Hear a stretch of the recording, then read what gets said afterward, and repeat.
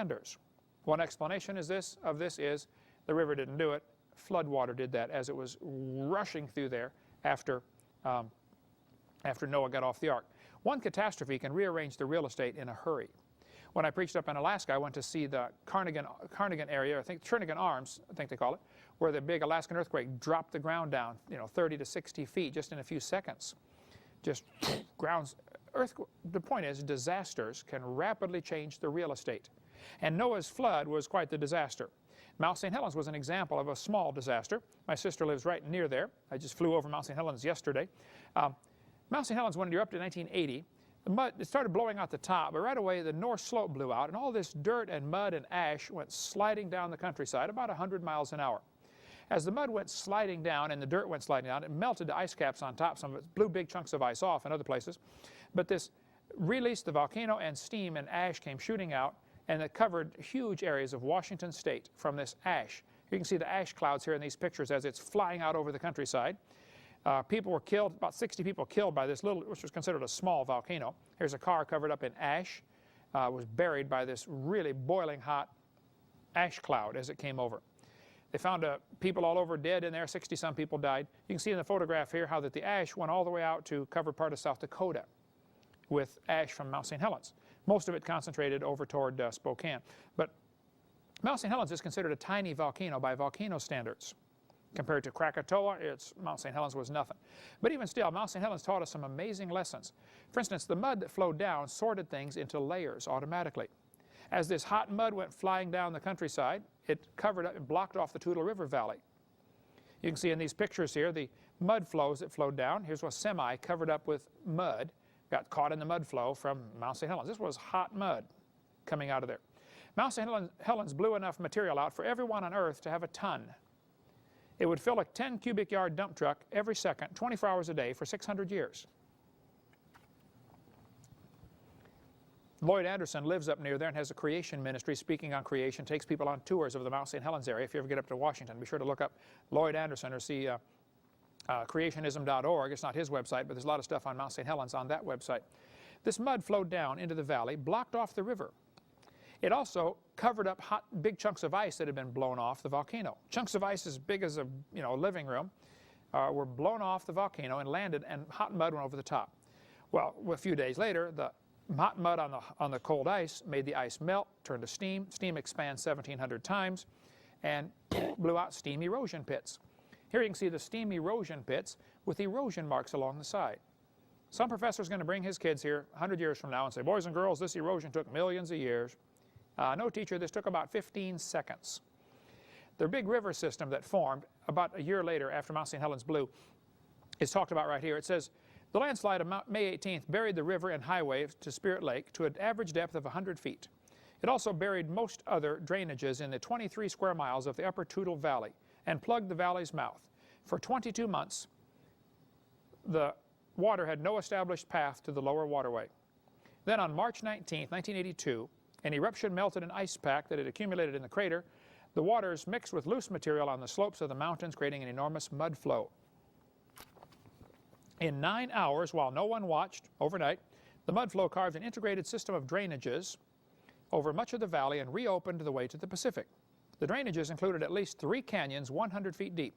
One was nicknamed the Little Grand Canyon of the Toutle because it's a 1/40th scale model of the real Grand Canyon. See, the mud flowed across, stopped the river from flowing, lakes backed up behind it. Once they got going over the top, it cut through the relatively soft mud, just 22 months old, hadn't completely turned to stone yet, cut through that stuff like a knife through butter. It carved it out. Canyons eroded quickly. Here you can see a picture of the canyon, 1,000 feet wide, 140 feet deep, carved in 9 hours, probably less than 9 hours. You go to bed at night, you wake up in the morning, it's there. At the bottom of that canyon is a little tiny river flowing through there called the Toutle River. I would call it a creek, but they call it a river over there. Once water starts going over a dam, erosion can take place very quickly. Any farmer can tell you that if he's ever built a dam to water his cows, and the water went over the top of the, overflowed the dam, it washed out. We have a demo we do at our Dinosaur Adventureland that shows the same thing, how water can erode quickly. This is the Little Grand Canyon picture here from Lumpkin, Georgia, near Columbus. They built a house up there, built a shed, I think is how it started. and the guy didn't put gutters on, and water came running off the shed and started eroding this little hillside back in the 1800s. Now it's a huge state park with acres and acres and acres of erosion that all started just in the last 200 years.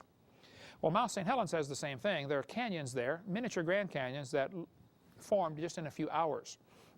Here's some people standing on top of the cliff looking down into this canyon. If you go down in, you can see the sides of it have layers. It's stratified into layers. This had to form very quickly.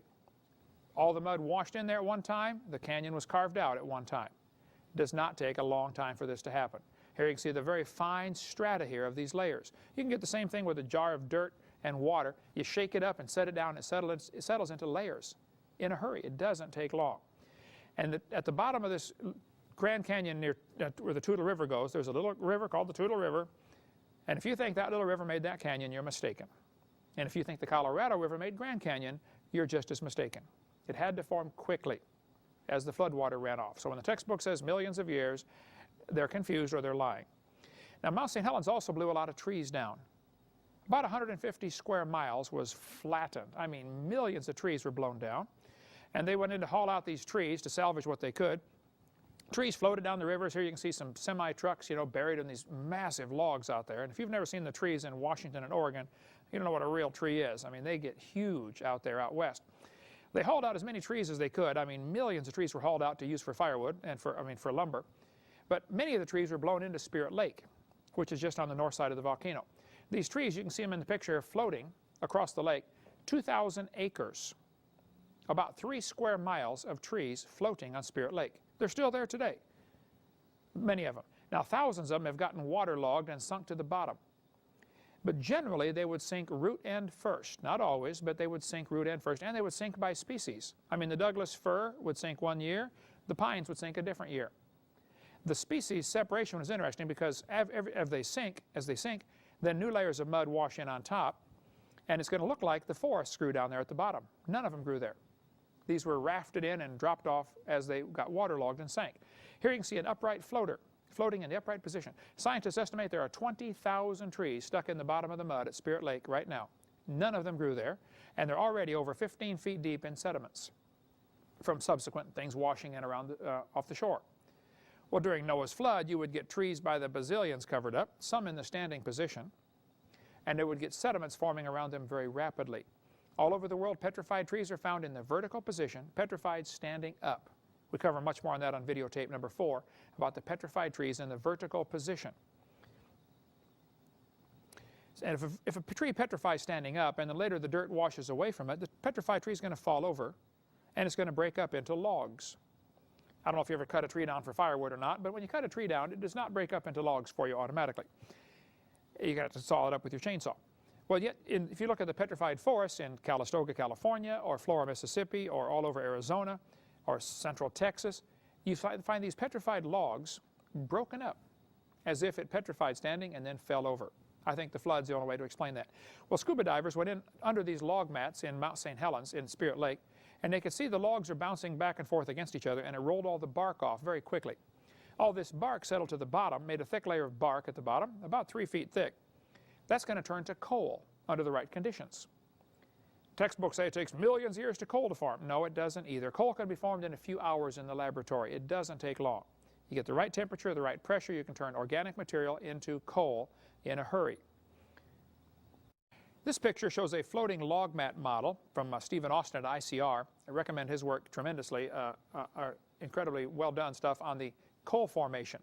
He thinks during the flood, and I agree, there were huge log mats floating back and forth across the ocean. You'd get acres and acres of trees uprooted, floating back and forth, and as they float along, they drop off and leave a debris trail. As they float across, then pretty soon mud washes in, then they float back a few weeks later, and another layer of coal is going to form on top. The layers of coal that we see in the world are indication of a flood. Oftentimes, they dig down, hit a layer of coal, dig down some more, hit rock, and then dig down some more, and hit more coal. I was just in West Virginia a couple weeks ago, and you can fly over West Virginia and see the coal mines that they have. Layer after layer of coal. They dig down, hit the coal, dig down a little more, hit dirt, and then more coal. Multiple layering is best explained by the flood. Now, I debated Jeannie Scott from Berkeley, California, and she said there are 80 separate layers of coal in the Midwest. She's right. She said if you look at all the coal in the world, all the plants of the world today would not form that much fossil fuel. She's right. In other words, there's more coal in the ground now than there are trees to produce it. Here's a big chunk of coal from our museum. There is so much coal in the ground, if you took every bush and plant and tree and blade of grass in the world, you could not form all the coal that's found in the ground. She's right. There is an enormous amount of coal down there. Where'd it come from? She said it took millions of years to form all this coal. No, Jeannie. It took a big flood, and you got to consider that the world before the flood was different. It was mostly covered with land.